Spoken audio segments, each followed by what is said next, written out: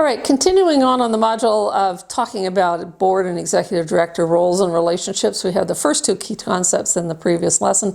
Now we're going to talk about the second two concepts, concept 3 and 4. Concept 3 talks about the board speaks with one voice through motion.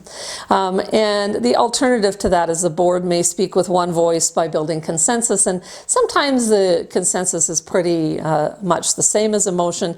Anything that's official or needs to be recorded that might have legal implications or someone might question down the road really should have a motion behind it. If you're talking about when to have your next board meeting, consensus is sufficient. If you're talking about when the Christmas party will be, consensus is sufficient. So use a modicum of common sense when you think about how we actually give direction or what we actually do. We don't need to create formal motions for everything, but it's fair if you have one of your board members kind of given the role, and I would suggest a member at large, not one of your executives, to just simply repeatedly ask the question, do we need a motion on that? Because what happens is the board often has a lively conversation and then it just kind of passes and the minute taker kind of captures it maybe as a decision. So give one board member the responsibility of periodically at the end of a conversation asking the question, do we need a motion on that? And then the chair is just given that little of a nudge and a reminder and have a quick conversation. Yes, we do. No, we don't. Make the motion. By the way, this is just a simple point, but get yourself a copy of Robert Rules of Order abridged.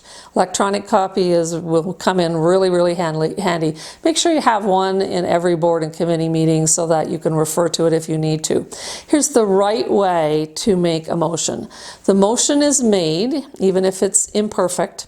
It's seconded. Then the conversation happens, and when the chair feels that the conversation has been sufficient, she or he will done what's called the question, which means that you'll reread the motion.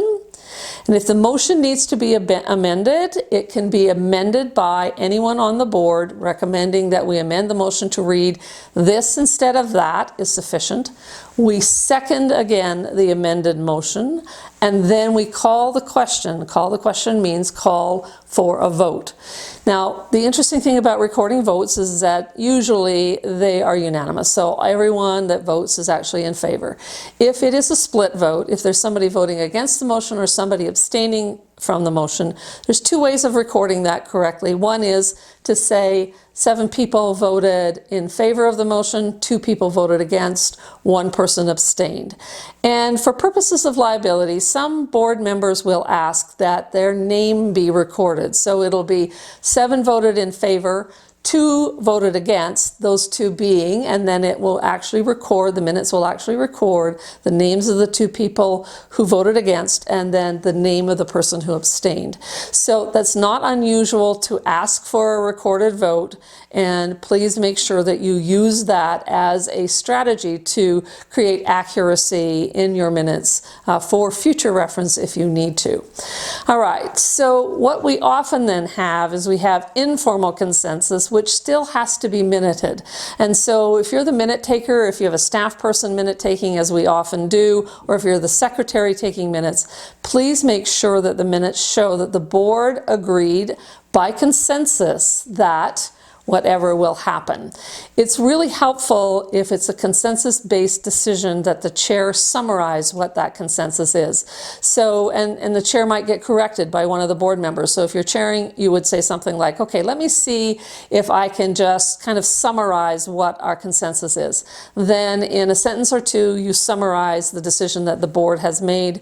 The minute taker makes sure that that consensus is reflected, and then you are done. So no vote, but clearly the decision is reflected in the minutes. If the executive director is not clear on what is being said by the board, it's really important that the executive director pipe up and just say, I'm not sure if I get what you're telling me I need to do, or let me just make sure that I understand what we've agreed to.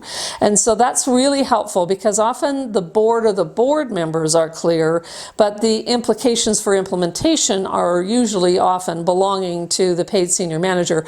Very important that the executive director then simply ask the question, what am I supposed to be doing here if they are not clear in that? Let's go to concept 4, executive director accountability. Now, if you watched a previous module, we had about a 15-minute lesson or so on the whole area of trust but verify. So please go back to that if you want some more mind down kind of detail. But this is a really key concept in terms of roles and relationships. So let me just recap for you quickly. A 360-degree performance appraisal is needed.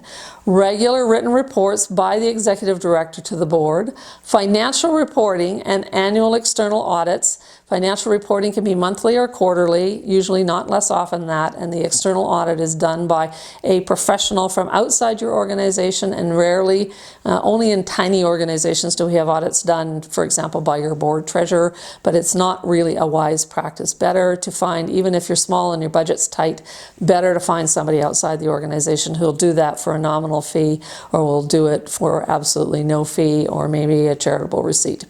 Employee and participant satisfaction surveys, and then accreditation and program service reviews. So those are the kind of the trust but verify pieces that are very important in terms of the executive director board relationship. Now I want to give you a really important point here, and it's something that often gets overlooked. The board should be saying to the executive director and senior management, this is how we want it to be.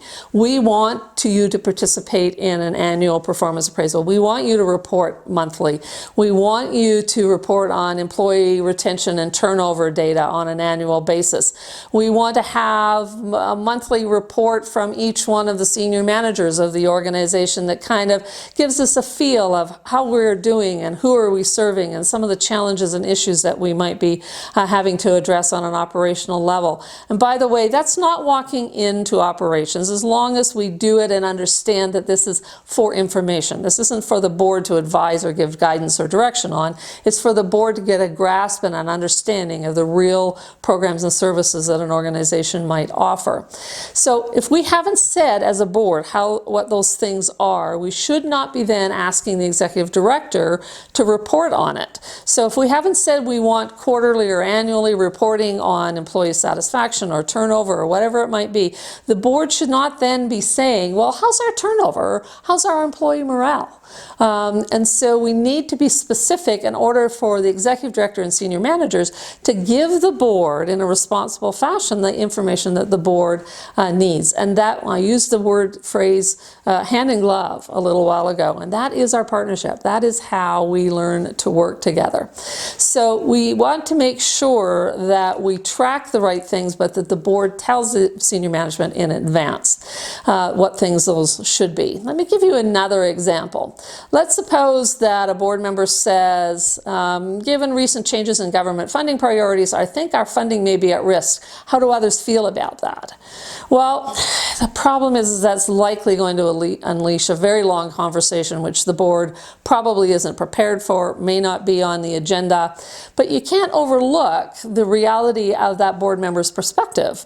They're worried, they're concerned, and you know what? It's a board's job to help ensure that the organization is stable financially, and thinking down the road or being concerned about finances is a perfectly appropriate governance-related role for a board member to play. However, it's often in how we word it and what we choose to say. So let me just give you an alternative to that. I'd like to propose at a future board meeting an agenda item for our executive director to bring forward a report on each funding source and a risk assessment given the government's proposed changes in priorities. Now you see, that's a solution and a concern all in one, and it gives something that both the executive director and the board can work with.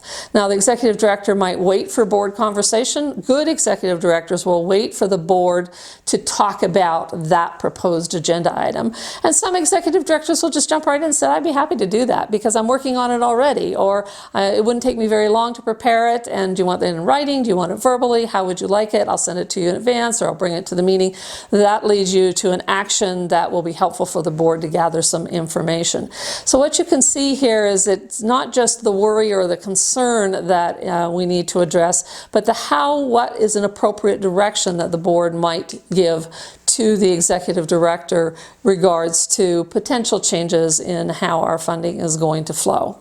All right, we are at the end of this lesson, and please take a look at the your turn learning assignment on the next page.